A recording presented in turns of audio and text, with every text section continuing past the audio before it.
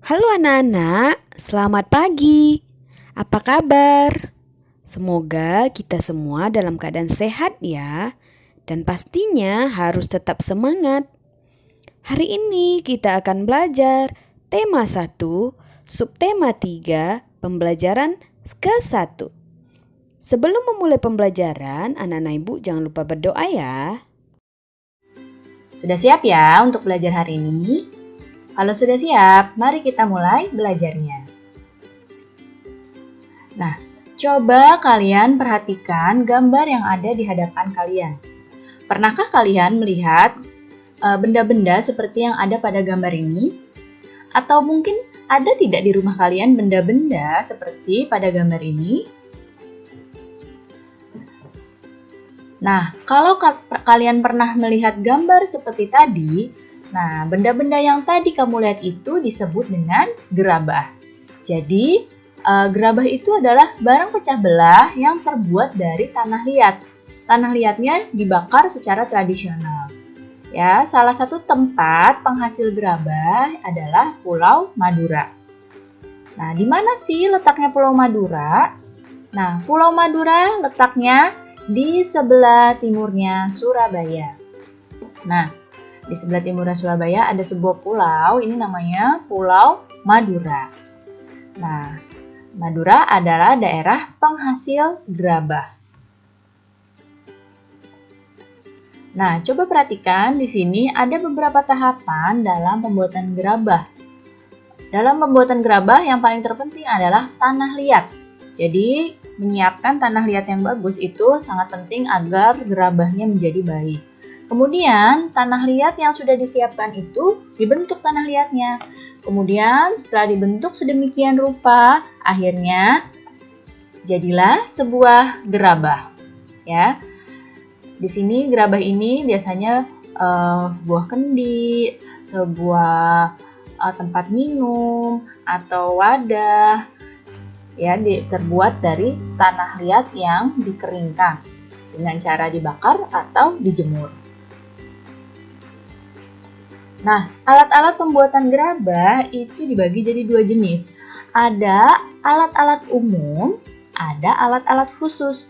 Alat-alat umum untuk pembuatan gerabah itu adalah cangkul, linggis, dan ember. Itu adalah alat-alat umumnya. Kalau alat khususnya, ada banyak nih alat-alat khususnya. Ada panombok, panempa, pangorek, panyambungan, pangelet, pangajakan, pangabuan, panompal, wekower, pamatong, dan pungku. Nah, alat-alat ini digunakan untuk membuat suatu gerabah. Kemudian, berikut adalah proses pembuatan gerabah. Yang pertama, harus menyiapkan bahannya berupa tanah liat. Kemudian tanah liat yang sudah disiapkan itu diaduk dan dicampur dengan air. Setelah jadi adonan, tanah liatnya diambil per bongkahan atau diambil bulat-bulat ya untuk dibuat bentuk yang kasar dulu. Setelah itu, dengan menggunakan kain pangelet, bibir atau pinggiran bongkahan dibentuk hingga bulat melingkar. Nah, kemudian bila yang dibuat sejenis periuk, maka ketika pinggiran atau bibir sudah jadi, lalu diangin-anginkan, baru kemudian membuat bagian perutnya yang terpisah dari bibir. Baru setelah itu disambunglah bagian perut dengan bagian bibir dari periuk tersebut. Bila yang dibuat itu bertelinga atau bertangkai, yang ada pegangannya, maksudnya bertelinga atau bertangkai di sini adalah yang ada pegangannya. Maka dibuatkan telinga atau tangkai dulu, kemudian baru ditempelkan, barulah diperhalus. Nah, setelah halus, dilihat lagi kesempurnaannya, sudah bagus apa belum. Kemudian dijemur atau dibakar sampai benar-benar kering. Langkah terakhir, setelah kering itu dibersihkan. Nah, kemudian ada beberapa daerah yang masih menyempurnakannya lagi dengan dikasih cat, supaya gerabahnya jadi lebih indah. Alat-alat pembuatan gerabah, nah tadi yang sudah disebutkan ya, ada alat umum, ada alat khusus. Nah, ini adalah alat untuk membuatkan gerabahnya. Nah, ini aslinya seperti ini nih, alat pembuatan gerabahnya. Nah, ini yang tempat untuk tanah liatnya, yang di tengahnya ini lihat panahnya, ini bisa berputar. Jadi membuat gerabah itu harus terus diputar terus supaya terbentuk seperti yang gambar yang di bawah ini. Ya, ini bisa terbentuk seperti ini karena terus berputar tempatnya.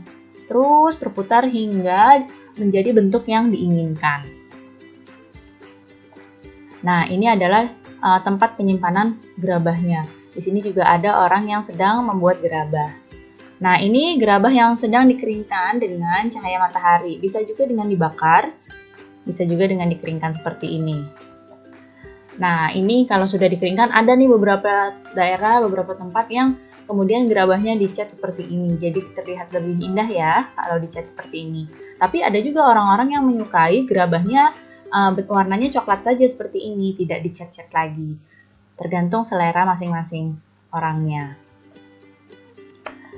Nah, jadi gerabah Madura ini memberikan banyak manfaat, baik buat pengrajin gerabahnya maupun masyarakat yang membelinya. Pengrajin yang membuat gerabah ini mendapat pekerjaan, mendapat lapangan pekerjaan dari membuat gerabah. Sedangkan pembeli mendapatkan keuntungan nih, seperti gerabah itu harganya murah. Kemudian gerabah anti karat, mudah dibersihkan dan juga anti polusi. Lihat kan, tadi alat buatnya tidak pakai mesin apapun. Jadi gerabah ini pasti anti polusi. Nah, jadi kalau kita menggunakan kerajinan gerabah atau membeli kerajinan gerabah itu merupakan salah satu upaya atau salah satu cara untuk melestarikan warisan budaya Indonesia. Kalau bukan kita yang melestarikan warisan budaya Indonesia, maka siapa lagi? Demikianlah pembelajaran hari ini. Semoga anak-anak ibu memahami materi hari ini ya. Tetap semangat, jaga kesehatan dan sampai jumpa.